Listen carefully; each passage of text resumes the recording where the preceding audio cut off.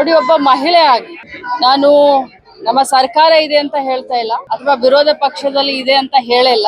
ಯಾವತ್ತಿದ್ರೂ ಒಂದೇ ಮಾತನ್ನ ಹೇಳಿದೀನಿ, ಈ ರೀತಿ ಘಟನೆ ಆದಾಗ ಅತ್ಯಂತ ಕಠಿಣ ಶಿಕ್ಷೆ ಅಂತಂದ್ರೆ ಅಲ್ಲಿ ಶಿಕ್ಷಣೆ ಆಗ್ಬೇಕಂತ ಪಾಪಿಗಳಿಗೆ ಮತ್ತು ತ್ವರಿತಗತಿಯಲ್ಲಿ ಕಾನೂನು ಆಕ್ಷನ್ ನ ತಗೊಳ್ಬೇಕು ಅಂತ ಮುಂಚೆನೂ ಹೇಳಿದೀನಿ.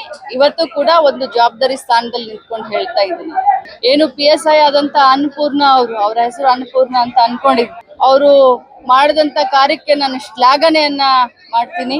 ಒಬ್ಬ ಮಹಿಳಾ ಮತ್ತು ಮಕ್ಕಳ ಕಲ್ಯಾಣ ಸಚಿವೆಯಾಗಿ ನಾನು ಅವ್ರಿಗೆ ಖಂಡಿತವಾಗ್ಲೂ ಅಭಿನಂದನೆಯನ್ನು ಸಲ್ಲಿಸ್ತೀನಿ.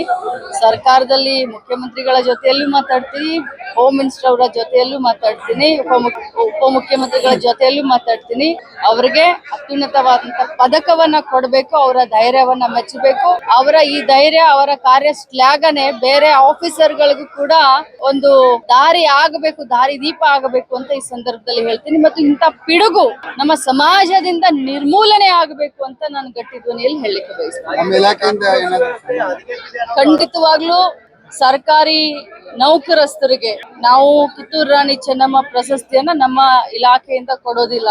ಆದ್ರೆ ಸರ್ಕಾರಿ ನೌಕರಸ್ಥರಿಗೆ ಕೊಡಬೇಕು ಅಂತ ನಾನು ವಿಚಾರ ಮಾಡಿದ್ರೆ ಮೊದಲನೇ ಹೆಸರೇ ಅನ್ನಪೂರ್ಣ ದೇವಿ ಅವರು.